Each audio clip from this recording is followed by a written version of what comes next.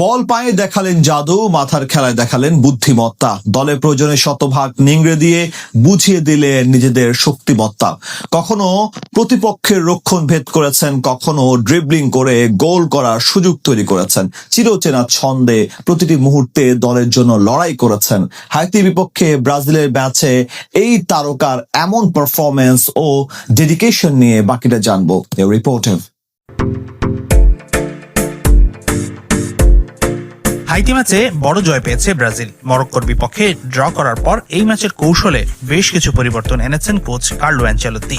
প্রথমত 4-2-3-1-এর পরিবর্তে শুরুতেই 4-4-2 ফরমেশন নিয়ে মাঠে নামে ব্রাজিল, কিন্তু ম্যাচ শুরুর কিছুক্ষণ পরেই 4-3-3-এ শিফট করেন ডন কার্লো, যা হাইতির লো ব্লক ডিফেন্সের বিপক্ষে উইং নির্ভর আক্রমণে ছিল বেশ কার্যকারী।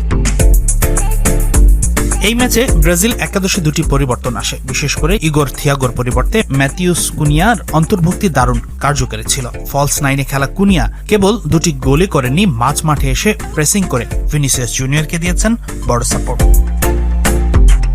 এদিকে 5-4-1 ফরমেশনে নামা হাইতির লো ব্লক ভাঙতে দলটিকে নিজেদের হাতে পাসিং করতে দিয়েছে ব্রাজিল, যার ফলে বল নিয়ে মাঝ মাঠে উঠে আসা হাইতির ডিফেন্সে তৈরি হয় স্পেস, যা কাজে লাগিয়ে কাউন্টার অ্যাটাক করে ব্রাজিল। সেই সাথে হাইতির ম্যাচ তো বটেই, মরক্কো ম্যাচেও লেফট ব্যাক ডগলাস সান্তোসের পারফরমেন্স ছিল দৃষ্টি কাড়ার মতো।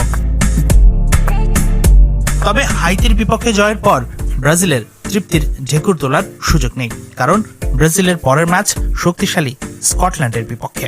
তাই তো সেলেসাওদের উন্নতির জায়গাও চোখে পড়েছে। প্রথমত লং পাসিং এ দ্রুত উন্নতি করতে হবে। ম্যাচে একাধিক প্রচেষ্টা হয়েছে লং পাসিং এর, কিন্তু অ্যাকুরেসি ছিল খুবই খারাপ। হাইতি ম্যাচে অফসাইড ট্র্যাপে বারবার পড়েছে ব্রাজিলিয়ানরা। দুটি গোল বাতিল হয়েছে অফসাইডে। পুরো ম্যাচে অন্তত 10 বার অফসাইডের ফাঁদে পড়েছে সেলেসাওরা। ভিনিসিয়াস জুনিয়রেরও উন্নতি প্রয়োজন। একটি গোল করেছেন, একটিতে অবদানও রেখেছেন, কিন্তু ভিনি আরো কার্যকারী হতে পারতেন।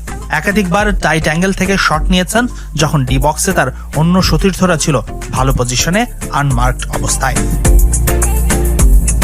সেই সাথে যে কোনো দলের ডিফেন্সে চিড় ধরাতে থ্রু পাস খুবই গুরুত্বপূর্ণ। মরক্কো ম্যাচে একটিও থ্রু পাস দেয়নি ব্রাজিল। হাইতি ম্যাচে 3টি থ্রু বল হলেও আরো উন্নতি প্রয়োজন স্কটিশদের বিপক্ষে সাফল্য পেতে।